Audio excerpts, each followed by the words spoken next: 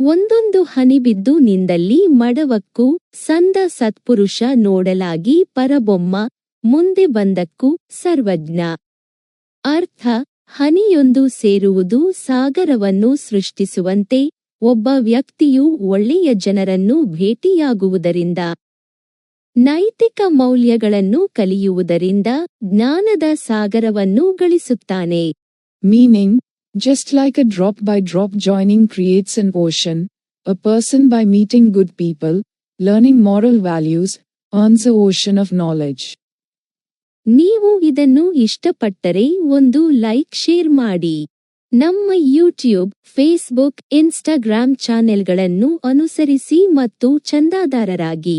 ಇಂತಹ ಹೆಚ್ಚಿನ ಮಾಹಿತಿಗಾಗಿ ನಮ್ಮ ವೆಬ್ಸೈಟ್ thinkbangalore.comಗೆ ಭೇಟಿ ನೀಡಿ. ಈ ವಿಡಿಯೋವನ್ನು ವೀಕ್ಷಿಸಿದ್ದಕ್ಕಾಗಿ ಧನ್ಯವಾದಗಳು.